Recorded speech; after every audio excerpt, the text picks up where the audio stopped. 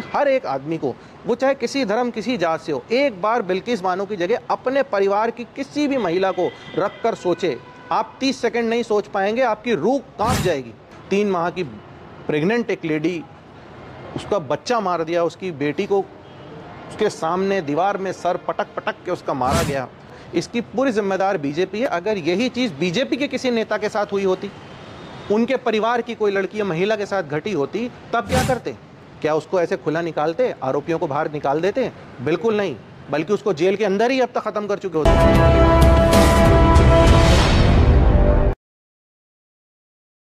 बहुत ही ऐतिहासिक फैसला है।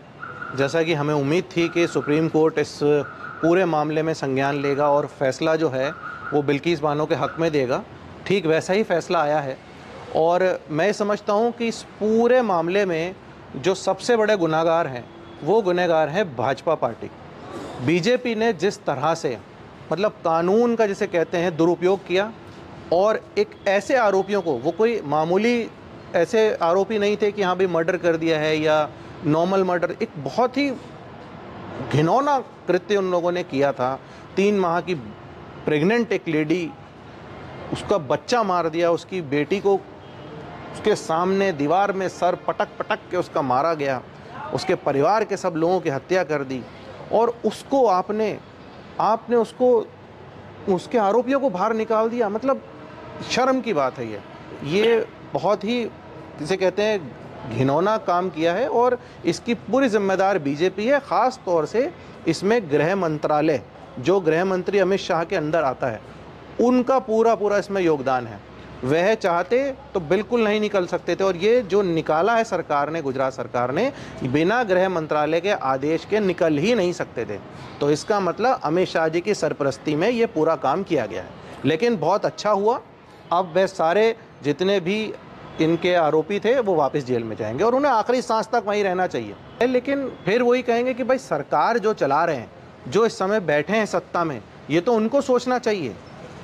आप यही चीज़ आप उल्टा करके देखिए कि अगर यही चीज़ बीजेपी के किसी नेता के साथ हुई होती, उनके परिवार की कोई लड़की या महिला के साथ घटी होती, तब क्या करते?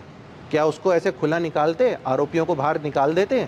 बिल्कुल नहीं, बल्कि उसको जेल के अंदर ही अब तक ख़त्म कर चुके होते। तो ये बहुत सारी चीज़ें हैं। तो मैं फिर वही बोलूँगा कि इसमें पूरा जो इस पूरी कॉन्स्पिरेसी का जो एक पूरा केंद्र बिंदु है, वो बीजेपी सरकार ही है।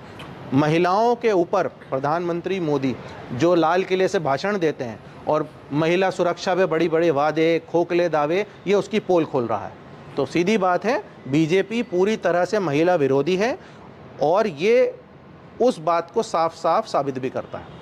माला पहनाई गई थी, उन्हें तिलक लगाया गया था जब वो जेल से बाहर आई थी। कोई नई बात नहीं है ये बीजेपी के लिए। आपने देखा होगा जो मॉब लिंचिंग के आरोपियों को, जो जिन्होंने सामने मार दिया, वीडियो है, प्रूफ है, वो बेल पे बाहर आते हैं तो उनका ऐसे स्वागत कर रहे हैं। भाजपा के मंत्री जाते हैं, मालाएं पहनाते हैं, मिठाइयाँ बांटते हैं। तो ये कोई बड़ी बात नहीं है, ना बीजेपी के लिए नई बात है।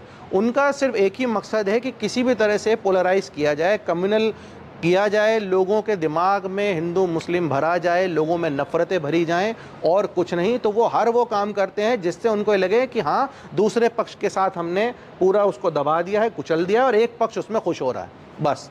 तो ये उसी की तरफ दर्शाता है। तो ये कभी भी कुछ भी कर सकते हैं, लेकिन मैं समझता हूँ कि सुप्रीम कोर्ट के आदेश की अवहेलना शायद ये ना करें। हो सकता है कि कल ये कोई कानून ऐसा ले आए, या जैसे अभी हाल में इन्होंने कई मसलों पे किया, अध्यादेश लाकर फैसले पलट दिए हैं, तो वो कल को कुछ भी हो सकता है। लेकिन हाँ, अभी के लिए ये बहुत अच्छा है, जो भी आरोपी हैं वो जेल जाएं दोबारा। और अभी बाद में मुझे नहीं लगता कि ऐसा इन्हें करना चाहिए, क्योंकि अगर ये ऐसा करेंगे तो फिर देश की जनता को ये साफ समझ लेना चाहिए कि ये सरकार पूरी तरह से महिला के विरुद्ध में है। और इसमें एक बार मैं ज़रूर कहना चाहूँगा कि हर एक आदमी को, वो चाहे किसी धर्म किसी जात से हो, एक बार बिल्किस बानो की जगह अपने परिवार की किसी भी महिला को रख कर सोचे। आप 30 सेकंड नहीं सोच पाएंगे, आपकी रूह कांप जाएगी। उस तरह का काम ये किया गया था। और आप सोच रहे हैं, आप उस आरोपी को आप बाहर निकाल दिया आपने, वो भी 11 के 11 आरोपी बाहर। मतलब कुछ तो सोचें, कुछ तो शर्म करें। या बिल्कुल सब बेच खाया है, समझ से बाहर है कि क्या ये सरकार करना चाह रही है, क्या नरेंद्र मोदी जी के दिमाग में चल रहा है। लेकिन ये बहुत ही घिनौना कार्य हुआ था आज। लेकिन खुशी है कि बिल्किस बानो के आरोपी अब जेल में वापस जा रहे हैं। देखिए, सबसे बड़ा एग्जाम्पल तो अभी ब्रजभूषण जी का ही है।